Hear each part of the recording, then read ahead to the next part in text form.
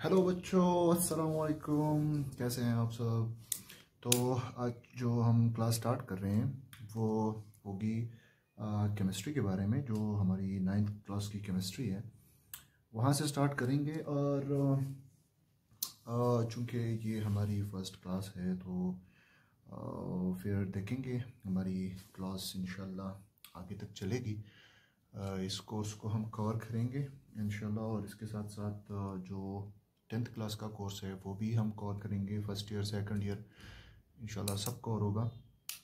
तो चलो आज हम जो हमारे चैप्टर है, चैप्टर नंबर फर्स्ट जो है उसको हम स्टार्ट करते हैं। That is fundamental of chemistry. के केमिस्ट्री की फंडामेंटल्स क्या हैं, केमिस्ट्री की जो बेसिक्स हैं वो हम यहाँ से सीखेंगे। सो फर्स्ट ऑफ ऑल बात ऐसी है कि जो हिस्ट्री है ना उसके बारे में हम बोलेंगे कि केमिस्ट्री की जो हिस्ट्री है उसमें कौन कौन से ऐसे लोग हैं जो इन्वॉल्व थे, जिनका कंट्रीब्यूशन है हमारे केमिस्ट्री में। उसमें फर्स्ट ऑफ ऑल जो है ना वो होते हैं Egyptians, Greek and Romans. Egyptian यहाँ पे हम लिखेंगे। अगर थोड़ा हम हिस्ट्री के बारे में बोलें, हमारे पास हैं इजिप्शियंस और हमारे पास हैं ग्रीक्स और फिर मुस्लिम्स। ये तीन जो है, इन तीन लोगों ने ना केमिस्ट्री में जो है ना बहुत कंट्रीब्यूशन किया है, और इन्हीं की वजह से आज हम केमिस्ट्री को स्टडी करते हैं। अच्छा, इनमें से जो है ना वो मुस्लिम साइंटिस्ट जो थे, इनका जो रूल हुआ है, इनका जो टाइम गुजरा है वो गुजरा है तकरीबन आलमोस्ट 1000 ईयर तक जो है ना वो गुजरा है। और 600 से लेके 1680 तक इनका दौर चला है। और इनका प्रिंसिपल क्या था? अब मुस्लिम के बारे में अगर बात करें, इनका जो गोल था, गोल मतलब ये क्या करना चाहते थे? ये कुछ डिस्कवरीज करना चाहते थे। डिस्कवरीज, जैसा कि हम जानते हैं साइंटिस्ट का काम करना ही डिस्कवरी होता है। तो ये कुछ डिस्कवरीज करना चाहते थे कि हम कोई डिस्कवरी करें। तो इन्होंने जब देखा तो ये दो चीज़ों को डिस्कवर करना चाहिए, मतलब दो चीज़ों पे ये काम करना चाहते थे। एक काम तो ये था कि to find out methods to prolong life. First जो हमारे पास था दैट इज प्रोलॉन्ग लाइफ। जो हो नहीं सकता, लाइफ को हम प्रोलॉन्ग कर तो नहीं सकते हैं। जो लाइफ हमें मिली है वही हम गुजारेंगे, इससे ज़्यादा लाइफ तो हम गुजार नहीं सकते। लेकिन साइंटिस्ट है वो तो करते हैं, कहीं से कोशिश करते हैं कि कुछ नया डिस्कवर करें। तो एक इनका जो है ये एक मोटिव था, एक पर्पस था, पर्पस ऑफ रिसर्च आप इसको कह सकते हैं कि इनका पर्पस था कि हम ये डिस्कवर करें। दूसरा अगर हम देखें तो दूसरा इनका जो मोटिव था वो ये था, looking for ways to change base metal. जो हमारे पास बेस मेटल्स हैं, मतलब अगर हमारे पास है लेड, तो वो लेड को कन्वर्ट करना चाह रहे थे गोल्ड में, कि हम लेड को कन्वर्ट करके किस चीज़ में कन्वर्ट करें, उसको गोल्ड में कन्वर्ट करें, जो कि हो नहीं सकता। ये तो फिर अच्छी बात थी ना, उस हर कोई जो है घर में जितने जो आयरन पड़ा हुआ है उसको हम गोल्ड में कन्वर्ट कर देते, तो आसान चीज़ थी, जो कि पॉसिबल नहीं है।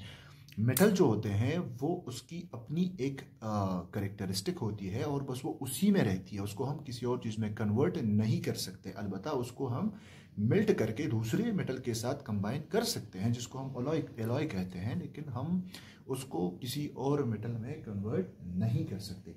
या अगर कोई मेटल हमारे पास ऐसा है जो कि अपनी हालत में थोड़ा सा वीक है या कोई सॉफ्ट मेटल है, तो उसको किसी और मेटल के साथ कंबाइन करके हम थोड़ा बहुत उसको स्ट्रांग बना सकते हैं, लेकिन उसमें कन्वर्ट नहीं कर सकते। अच्छा, ये हो गया दूसरा पॉइंट। हमारे पास जो थर्ड पॉइंट है, थर्ड पॉइंट क्या था? थर्ड पॉइंट ये है, to find physical evidence to support religious and philosophical believes. ये जो है एक फिलोसफी से रिलेटेड चीज़ थी, फिलोसफी से, कि जो हमारे रिलीजियस कंसेप्ट्स हैं उसको वो स्टडी कर रहे थे। अच्छा, इन सारे एक्सपेरिमेंट्स में चूँकि वो हो गए हैं, फेल हो गए थे, लेकिन ऐसा भी नहीं है कि मतलब इन मेथड्स से उन्होंने कुछ डिस्कवर नहीं किया। अब इन मेथड्स में तो वो हो गए फेल, लेकिन इन मेथड्स को यूज़ करके, इन रिसर्च प्रोसेस को यूज़ करके उन्होंने कुछ अच्छी जो ऐसी टेक्निक्स थी वो डिस्कवर कर ली। जैसा कि हमारे पास कैसे कैसे, ये देखें, ये हमारे पास है टेक्निक्स। फर्स्ट नंबर पर अगर मैं डिस्कस करूं, हमारे पास एक टेक्निक है फिल्ट्रेशन। ये फिल्ट्रेशन एक लेबोरेटरिकल मेथड है, फिल्ट्रेशन हम इसको कहते हैं। सेकंड नंबर पे हमारे पास एक और चीज़ आती है, that is called fermentation. Fermentation, अब ये सारे जो तरीके हैं, ये इन तरीकों को स्टडी करके ही आए हैं वजूद में, ठीक है। मतलब ये तरीके कर रहे थे और इनके लिए अगर ये कोई सा मटेरियल यूज़ करते थे, कोई प्रोसेस यूज़ करते थे, तो ये उसी में डिस्कवर हुए हैं, ठीक है। अच्छा, थर्ड नंबर पे अगर मैं बताऊं तो हमारे पास आता है डिस्टिलेशन। डिस्टिलेशन ये भी हमारे पास एक प्रोसेस है। वेपर्स को जो है ना वापस हम कंडेंस करते हैं, दैट इज डिस्टिलेशन। और अगर हम देखें तो ऐसे बहुत सारे और प्रोसेस भी होते हैं जो लेबोरेटरीज में डिस्कवर हुए थे। ड्यू टू दीज कंसेप्ट्स, अब देखें वो चीज़ हुई तो नहीं है, लेकिन उसकी वजह से हमें इतने सारे टेक्निक्स तो कम से कम मिल गए ना, ये भी अच्छी बात है। अच्छा, अब हम ये देखते हैं कि जो हमारे पास साइंटिस्ट हैं, मुस्लिम साइंटिस्ट हैं, वो कौन कौन है। फॉर एग्जांपल जो हमारे पास बुक में दिए हुए हैं, द फर्स्ट वन इज जो हमारे पास है जाबिर इब्न हय्यान जो है फर्स्ट नंबर पे हमारे पास जो आते हैं, that is Jabir ibn हय्यान। Jabir ibn हय्यान ये फर्स्ट नंबर साइंटिस्ट है। ये एक मुस्लिम साइंटिस्ट है जिन्होंने हमारी केमिस्ट्री में काम किया है। एंड अगर हम उसको देखें तो उसने कुछ ऐसी प्रोसेस भी डिस्कवर की थी, जैसे कि हमारे पास हमने अभी पढ़ा डिस्टिलेशन, एक हम कहें यहाँ पे तो processes he discovered the first one was distillation. He discovered distillation. He discovered sublimation. The third one process that he discovered, that was filtration. And the fourth one he discovered, that was extraction of metals.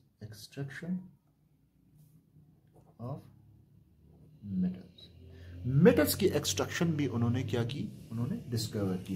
क्योंकि ये लोग किस चीज़ पे काम कर रहे थे, ये मेटल्स पे ही काम कर रहे थे ना, कि हम मेटल को किसी और चीज़ में चेंज करें। अगर मेटल को किसी और चीज़ में चेंज करना है तो पहले मेटल को ही ऑब्टेन करना है ना।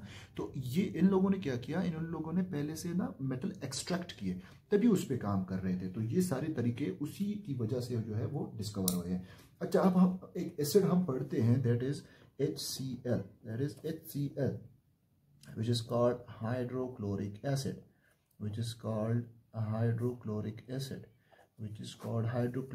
and this hydrochloric acid was discovered by Jabir ibn Hayyan. Okay, we have another acid that is called nitric acid. HNO3, that is nitric acid. This was also discovered by Jabir ibn Hayyan. तो ये थोड़ी सी history थी जो cover कर रही थी अपने Muslim scientist को, that is Jabir ibn Hayyan. Next अगर हम उसके किसी और साइंटिस्ट के बारे में पढ़े तो दैट इज मोहम्मद इब्न ज़करिया। मोहम्मद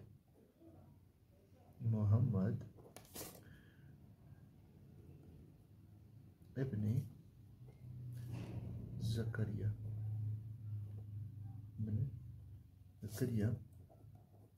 अल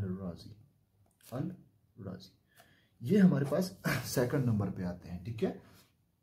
अब देखिए जो हमारे पास साइंटिस्ट थे ना, मुस्लिम साइंटिस्ट, वो क्या करते थे, एक सब्जेक्ट में तो उनको कोई एक्सपीरियंस था नहीं, बहुत सारे सब्जेक्ट्स को उन्होंने कंबाइन किया था, बहुत सारे सब्जेक्ट्स को स्टडी करते थे।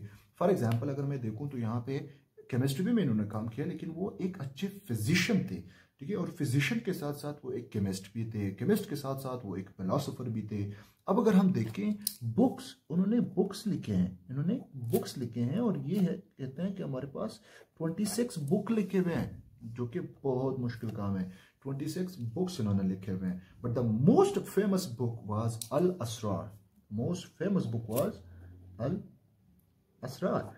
असरार। जो है हमारे इस साइंटिस्ट का जो बुक्स थे, उसमें से फेमस बुक कौन सा है, अल असरार। अच्छा, इसमें क्या कहा है उन्होंने, इसमें जो है ना ही discussed the different process of chemistry के डिफरेंट प्रोसेस उन्होंने डिस्कवर किए जो पहले हमने बताए। He was the first chemist to divide the chemical compounds into 4 types, also divided the substances into living and non-living origin. Living और non-living में भी इन्होंने डिवाइड किया। अच्छा, अल्कोहल इसने प्रिपेयर किया है, क्या? Alcohol, and that is by the process of fermentation, जो मैंने पहले डिस्कस किया कि फर्मेंटेशन एक प्रोसेस थी जो यहाँ से डिस्कवर हुई है, ठीक है। अच्छा, अब हमारे पास एक नेक्स्ट और साइंटिस्ट आते हैं जो हमारे पास है, that is Al Biruni. That is Al Biruni. Third number पे कौन से आते हैं? That is अल-बिरूनी। अल-बिरूनी, हमारे पास स्पेस कम है तो थोड़ा देख लीजिए। अच्छा, अल-बिरूनी हमारे पास नेक्स्ट साइंटिस्ट हैं। अच्छा, उसने क्या किया? उसने, अब देखें, उसने फिजिक्स में जो है ना हमारे पास हेल्प की है, मीटाफिजिक्स में हेल्प की है, हमारी मैथमेटिक्स में हमारे पास हेल्प की है, जियोग्राफी में हमारे पास हेल्प की है, एस्ट्रोनॉमी में हमारे पास हेल्प की है, हिस्ट्री में भी हमारे साथ हेल्प की है उसने। अच्छा, तो इतने सारे सब्जेक्ट में ना इस एक साइंटिस्ट ने हमारे पास क्या किया? हेल्प की है। और केमिस्ट्री की फील्ड में अगर हम देखें तो डिफरेंट केमिकल प्रोसीजर्स उन्होंने हमें बताए हैं, केमिकल कॉम्बिनेशंस हमें बताए हैं, डिफरेंट जो हमारे पास सब्सटेंसेस है उनकी डेंसिटीज के बारे में हमें बताया है। डेंसिटीज जो कि हमारे पास बहुत इंपॉर्टेंट चीज़ें, डेंसिटीज, ताकि हमें पता होनी चाहिए कि डेंसिटीज हमारे पास किस कंपाउंड किस सब्सटेंस की डेंसिटी कैसे कैसे होगी, ताकि हमें ये पता हो, जो कि बहुत इंपॉर्टेंट चीज़ है। अच्छा, नेक्स्ट जो हमारे पास साइंटिस्ट है, ही इज इब्न सीना। फोर्थ नंबर पे हमारे पास जो साइंटिस्ट आते हैं, दैट इज इब्न सीना। दैट इज इब्न सीना। फोर्थ नंबर पे हमारे पास जो साइंटिस्ट आते हैं, दैट इज इब्न सीना, the famous scientist.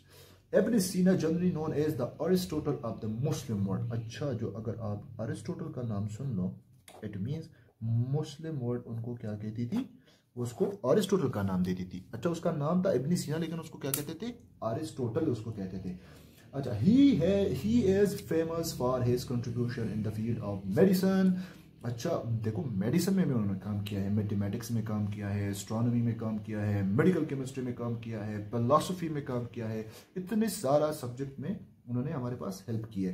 He is the first scientist who rejected the idea that base metal can be converted into gold, जो कि हमने पहले ही डिस्कस किया कि गोल्ड को हम जो है ना वो अदर मेटल्स को हम गोल्ड में कन्वर्ट नहीं कर सकते, ये बहुत मुश्किल है, इट इज़ इम्पॉसिबल, उसको हम नहीं कर सकते कन्वर्ट। तो इन साइंटिस्ट साहब ने जो है ना वो उसको, उस आइडिया को क्या किया? उसको रिजेक्ट किया, ठीक है। He wrote more than 100 books. अच्छा, जो बुक्स थे, मोर देन 100 बुक्स उन्होंने लिखे हैं, ये समझने की बात है। More than 100 books, not 100 but more than 100 books. और इनके जो बुक्स थे वो यूरोप में भी पढ़ाए जाते थे।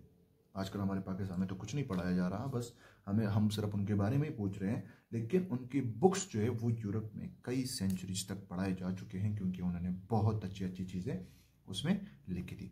तो आज के लिए लेक्चर में हमारे पास इतना काफ़ी था। नेक्स्ट इंशाल्लाह फिर हम स्टार्ट करेंगे केमिस्ट्री से, और ये चूँकि बेसिक्स थे, हम केमिस्ट्री की ब्रांचेस, उनके डिफरेंट डिफिनीशंस उसमें डिस्कवर करेंगे। अपना ख्याल रखिए। अल्लाह हाफिज़।